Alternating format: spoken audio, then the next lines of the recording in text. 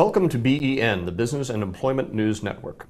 I'm Jonathan Funk. You're watching The Run, BEN's panel covering the 2016 presidential race. Today's panel, from right to left, Todd Seavey and Anders Kaur, Heather Woodfield and Melody Brooks. Todd is a libertarian writer and TV producer. He's the author of the forthcoming book, Libertarianism for Beginners.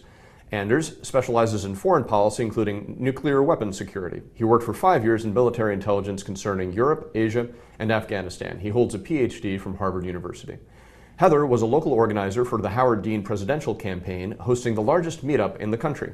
She is co-founder of Democracy for NYC, a grassroots political action committee, and My Vote Will Count, which registered 10,000 students to vote. She holds a master's in public administration from Columbia. And Melody Brooks is director of the New Perspectives Theater Company, an award-winning multiracial ensemble committed to theater as an agent of social change. She is a member of the League of Professional Theater Women. Todd, Anders, Heather, Melody, it's great to see you all. Rand, will you turn down that music? Marco, put down that bottle. You know what happens when you drink too much water. Scott Kevin Walker, I'm telling you for the last time, a union representative is not a toy. Don't make me come back there. I will turn this campaign around. The newcomers in the Republican field all say, we're the future. Youth is strength. But where are the grown-ups? I don't mean brand loyalty like Jeb Bush, who only spent 8 years in office, which ended 8 years ago.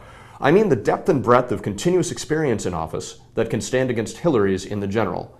We'll get into the individual records of Lindsey Graham and John Kasich in a moment. But first, Anders, you've called Hillary's experience her most compelling quality as a candidate. Isn't what the Republicans need to do to counter that, to put some grown-ups in charge?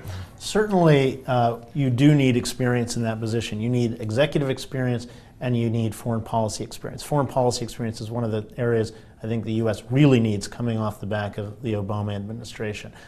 So yes, we're going to look for, voters will look for a candidate and vote for a candidate in the general election who has experience with foreign policy and the economy. And one of the hardest things to acquire outside of at least the Senate is foreign policy experience. Absolutely, and we do see that some of the candidates on the Republican side do have some foreign policy experience that's pretty significant. Mm-hmm. Heather, how much of a threat is it to Hillary just to simply have somebody who's got a little bit more of a resume? I don't know that no one has the resume Hillary has. I mean, you have to count her years as First Lady, you have to count, her years as a senator, she's been the Secretary of State. No one can compete with that resume. But does the American people care about a resume? I'm not sure that's the case. I'm not sure they really care about foreign policy. I care about foreign policy, but people vote on the domestic issues. So is it going to affect the election? I'm not sure. Do we have this backward? Do I have this backwards? Melody, do you think that the fresh faces are actually exactly what most people are going to gravitate toward? They were tired of the same two brand names? I don't think so. It's so hard when we're talking about Republican politics because it's all about the primary. So, every lunatic in the land can come forth and try to compete and be elected in the primary. We know they won't, and they'll all get a gig on Fox News. And then it gets, winnowed down to a couple of people that might actually be taken seriously. So it also, it depends on what the, quote, establishment wants. I mean, I think there is this disgruntledness on the far right that says that the establishment still had too much clout in the last election, that Mitt Romney was not the candidate they really wanted. Mm-hmm. So I can't predict. I don't feel like I could predict at all. I think back to that 3 a.m. phone call ad that Hillary ran against Obama clearly did not resonate enough to carry her in her own primary. Do we think that that'll have a little bit more of an effect for some of the Republican contenders? Todd, any thoughts? Well, let's see. First of all, I should say I think if we're talking about Lindsey Graham, I think he's actually one of those cases, sort of like our own state's former Governor Pataki, where the chattering classes might notice him. I don't think most Americans care. Right. So he thinks he's going to shake up the race and make a difference. I think he'll barely register. Isn't going to resonate in the primaries with most people. Okay.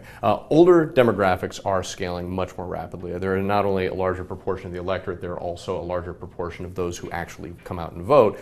Are they going to say, oh, I like that nice young Marco Rubio boy, or are they going to gravitate towards somebody more like themselves? I think Heather's absolutely correct that most people vote on the domestic issues. And I don't know what some of these youngsters have to show for themselves, and domestically either. I mean, Marco Rubio is a senator, so he doesn't have a governorship under his belt where he can point to things he's actually done to improve people's lives here, domestically.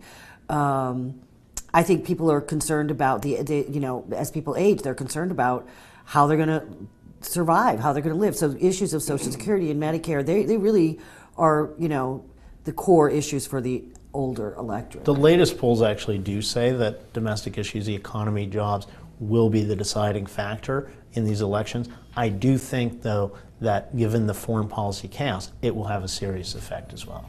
Okay, we'll be right back with Senator Lindsey Graham's policies next on The Run.